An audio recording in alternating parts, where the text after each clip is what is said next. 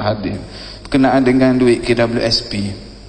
Dia kata kat sini hukum gaji orang yang bekerja KWSP dari muda sehingga pencen, kerana diketahui KWSP adalah keuangan. Saya faham jawab soalan ni. Dan bagaimana pembersihan dividen? Okey. Ya. Gini, KWSP telah mengeluarkan kenyataan rasmi, tapi tidaklah secara rasmi dalam surat begitu tak, tapi dia berikan kenyataan rasmi dalam paper surat khabar. Saya ada keratan dia. Dia kata, KWSP kata bahawa pelaburan yang mereka laburkan duit tuan-tuan semua 70% ataupun 30% saja ke tempat yang halal. Faham tak? Ataupun dalam bahasa korporatnya patuh syariah. Oh, dia ada bahasa korporat tu. 30% saja patuh syariah atau halal, 70% lagi tidak halal.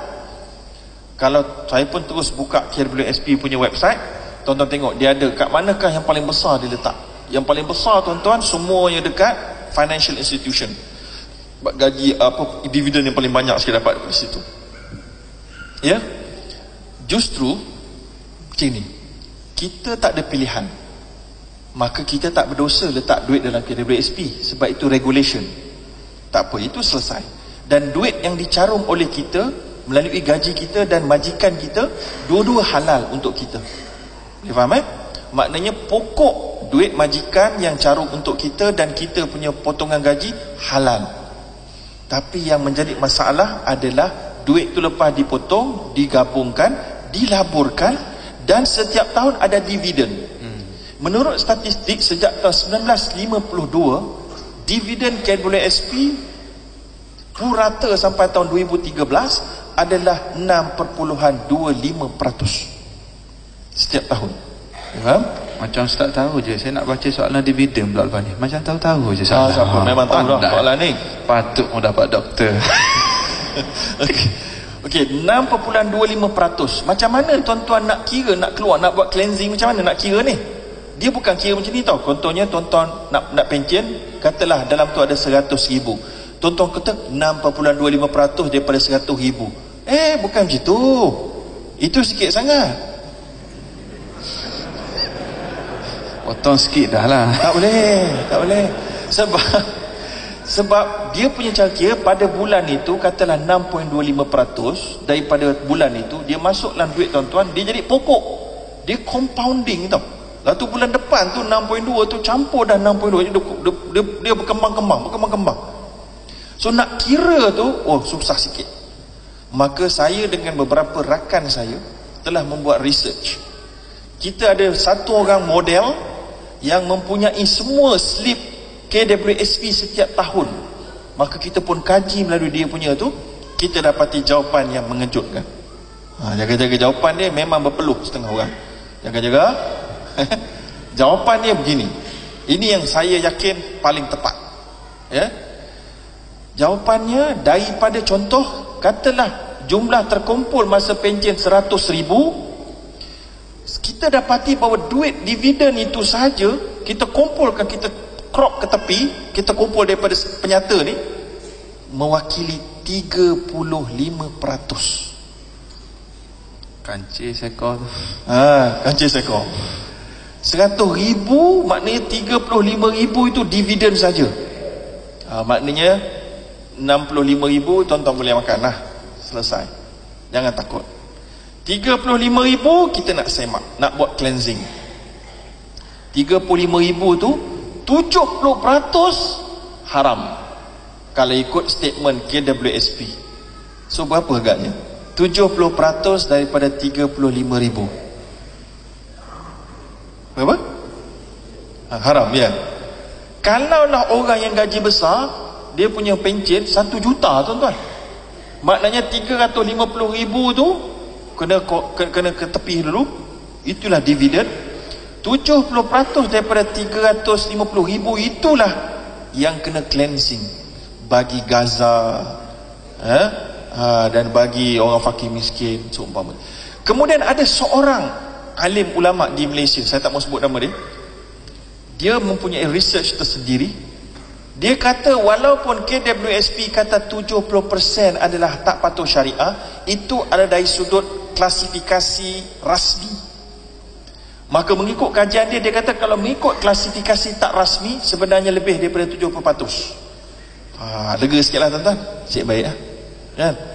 Maka seorang alim ini berkata, dia kata kalau ikut kiraan dia, dan dia ada autoriti tersebut ni, saya boleh berkata dia ada autoriti dan dia ada data dan dia ada akses. Walaupun data dia pun tak berapa tepat juga, tapi dia boleh berandaian bahawa dalam 52% adalah tidak patuh syariah, bukan 70.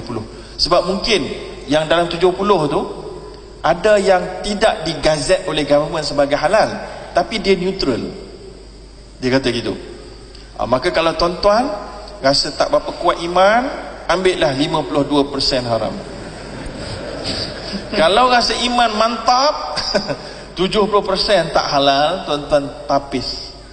Tapi kalau ada sebagian orang, kalau saya buat begitu tuan-tuan, oh saya umur 55, macam mana ni Ustaz, tak ada gaji lagi ni. Ada setengah orang kata saya boleh jadi fakir miskin.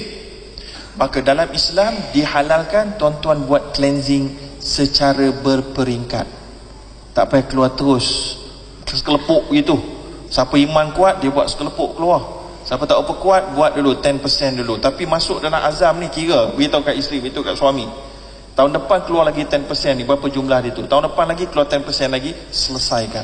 Kalau mati sebelum selesai 30%, kita anggapkan, ataupun sebelum habis jumlah yang dia cleanse, kita anggap idza hamma ahadukum bihasanatin falam ya'mal kutibas lahu hasanah. Dalam hadis Nabi, siapa yang berazam nak buat satu kebajikan, dia tak sempat buat, ditulis baginya dah buat.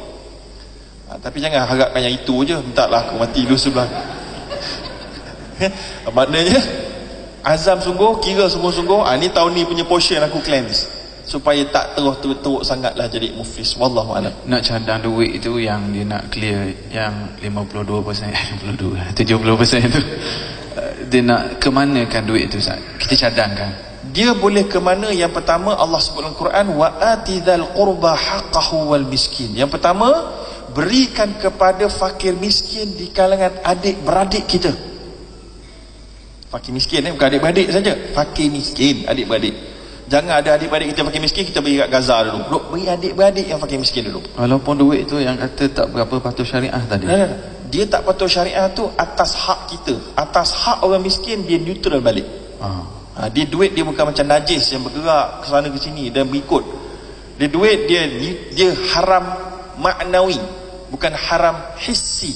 Hissi dia physically, macam arak physically tu. Tapi duit dia haram maknawi. Cara dapat kita haram atas kita seorang. Tapi kat orang sebelah kita tak haram, kat atas sebelah kita. Kat orang sebelah ni kalau dia dapat cara halal, iaitulah dia fakir miskin, dia pulah, Allah SWT pulah balik dia jadi neutral. Tu nak kena faham. Ya? Baik, jadi boleh bagi pada adik-beradik kita yang fakir miskin. Tapi jangan bagi pada anak kita kononnya miskin. Dah. Anak itu kita lah. Tak boleh. Yang bukan dalam tanggungan kita. Ya? Dan baik juga kalau ada di kalangan adik-beradik kita tu yang fakir miskin, yang kita benci dia. Ada tak? Maka itu lebih baik bagi, kata Nabi. Betul, ada hadis Nabi. Nabi sebut, ada satu dalam buku baru saya, Sedekah, ya, Keajaiban. Maka yang paling baik dapat adik-beradik kita yang kita benci. Boleh faham? Yang pertama sekali kaum karabah lah. Kaum karabah itu kalau isteri tak apa. Kalau isteri, suami itu miskin, fakir miskin, boleh bagi kat suami. Itu yang terbaik. Ya, walaupun tak benci kat suami itu. Tapi kalau suami tak boleh bagi kat isteri, sebab itu tanggungjawab dia, anak dia. Ya? Baik. Jadi yang kebenci, lepas benci itu, kemudian kepada semua ahli keluarga kita yang bukan bawah tanggungan kita, dan kemudian barulah kepada fakir miskin yang berada di kawasan kita, dan seterusnya kepada mana yang memerlukan di Gaza, Suria dan seumpamanya. Wallahu a'lam. Dan kemudian juga badan-badan kebajikan, buat masjid, luar-luar masjid itu semua sekali dianggap boleh dalam mazhab Syafi'i. Wallahu